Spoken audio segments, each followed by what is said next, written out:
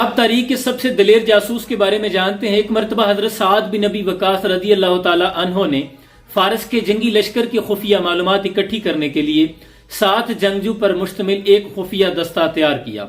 इसका जिम्मे यही मुहिम थी, खुफिया और जरूरी मालूमात को इकट्ठा करना। और साथ में हजरत साद बिन अबी वकास ने यह भी हुक्म सादर फरमाया कि मालूमात के साथ साथ मुमकिन हो तो उनका एक सिपाही भी कैद करके ले आना।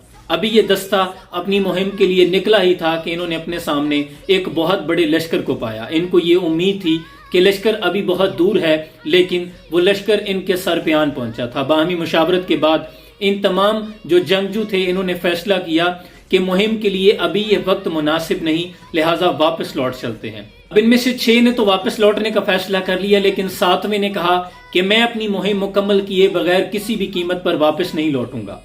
आज फलक को पढ़ा कभी दिल जलों से काम नहीं, अगर नाग लगा दूं तो दाग नाम नहीं, और तू परिंदे मार दे सरो सनोबर मार दे, तेरी मर्जी तू जिसे दहशतगर्द कहकर मार दे, और जिस एक को मारने को भेज दी तूने इतनी सिपा, कहीं ऐसा ना हो वो तुझे तेरे घर के अंदर मार दे और तेरा उसके मानने वालों से पाला पड़ गया, जो परिंदे भेज के लश्कर मार दे।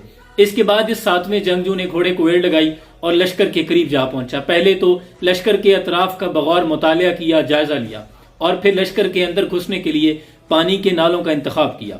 ये जंगजू पानी के नालों से गुजरता हुआ हरावल दस्ते के करीब जा पहुंचा। आप जानते हैं हरावल दस्ता किसी भी जंग का बेहतरीन चाको चौबंद वो दस्ता होता है जो जंगी क़यादत में सबसे आगे चलता है और बेहतरीन जंगजू होते हैं। अस्करी क़यादत में 40,000 फारसियों के जंगजू लड़ाकू मौजूद थे, जिनके करीब से, जिनके अंदर से निकलता हुआ ये आगे जा पहुंचा। फिर उनके कलब से गुजरता हुआ सफेद खैमे के करीब जा पहुंचा। सफेद खैमा और करीब बंदा बेहतरीन नस्ल का उम्दा घोड़ा इस बात की तरफ इशारा था कि ये लश्कर के सरदार सिपा सलार का खैमा है। इसने वहीं घात लगाई और रात होने का इंतजार किया। जब रात गहरी हुई, अंधेरा गहरा हुआ, तो इसने तलवार निकाली और खैमे की रस्सियों को काट दिया। खैमा सिपा सलार लश्कर समेत और जो अफराद वहां मौजूद थे उन तमाम के सिरों पे आ गिरा। ऐसा करना सिर्फ फारसियों के दिल के अंदर अपना खौफ बिठाना और उन्हें अपनी ताकत का मुजाहरा दिखाना था। इसके बाद उसी घोड़े पर बैठे एड़ लगाई और वहां से निकल आए। इनके पीछे घुड़सवारों का एक बेहतरीन दस्ता इनके ताकुब में आया। वो दस्ता इनके जब करीब पहुंचता तो ये अपनी रफ्तार बढ़ा लेते, घोड़े को एड़ लगा देते, लेकिन जैसे ही दूर होने लगता तो ये अपनी रफ्तार कम कर लेते। गोया मकसद ये था कि ये मेरे पीछे आते रहें, ये ताकुब करते रहें। और इनके जहन में प्लानिंग ये थी कि हजरत साद बिन नबी वकास का जो हुक्म है कि एक सिपाही को मैं गिरफ्तार करके किसी भी सूरत अपने पास ले जाऊं। इन्होंने दुश्मन के घुड़सवारों को चकमा दिया और सिर्फ 3 सवार ही इनके पीछे रह गए। उनमें से 2 को इन्होंने कत्ल किया और तीसरे को कैद करके हजरत साद बिन अबी वकास अपनी जो अस्करी क़यादत थी उसमें ले आए। इसके बाद इन्होंने उस कैदी को हजरत साद बिन नबी वकास के सामने पेश कर दिया। हजरत साद बिन नबी वकास ने उस कैदी सिपाही से पूछा कि तुम अपने लोगों के बारे में, अपनी जंगी क़यादत और तमाम जो खुफिया मालूमात है वो हमें सच सच बताओगे? तो इस पर उस कैदी ने कहा कि अगर मुझे जान की अमान दी जाए तो मैं सब कुछ सच सच बताऊंगा। हजरत साद बिन नबी वकास ने फरमाया कि हम अपने वादे के पक्के हैं, तुम्हें जान की अमान दी जाती है, हमें खुफिया मालूमात फराहम करो। इसके बाद उस सिपाही ने बोलना शुरू किया।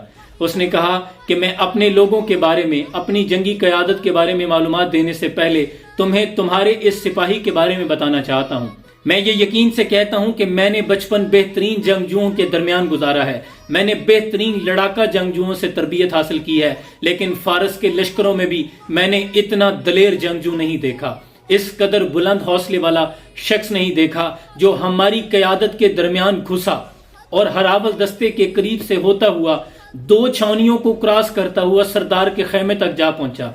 इसने पहले सरदार के खेमे की रस्सियां काटी, फिर उसका घोड़ा लेके वहां से भाग निकला और इसके ताकुब में बेहतरीन घुड़सवारों का दस्ता आया, जिसमें से इसने सबको चकमा दिया। सिर्फ 3 ही इसकी गर्द को पहुंच सके।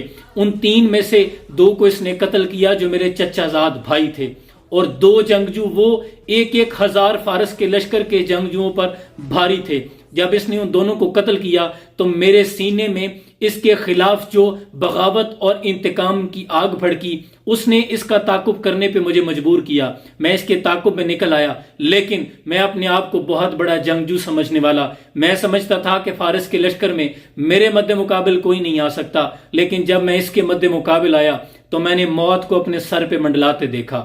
میں نے غنیمت جانی کہ خود کو اس کے حوالے کیا اور قید میں آنا مناسب سمجھا۔ میں آپ کو یہ بھی یقین دہانی کرواتا ہوں، اگر آپ کے لشکر میں اس جیسے دلیر جنگجو اور اسی طرح کے اور جنگجو موجود ہیں تو دنیا کی بڑی سے بڑی عسکری قیادت، بڑے سے بڑا لشکر، بڑی سے بڑی فوج آپ کو شکست سے دوچار نہیں کر سکتی۔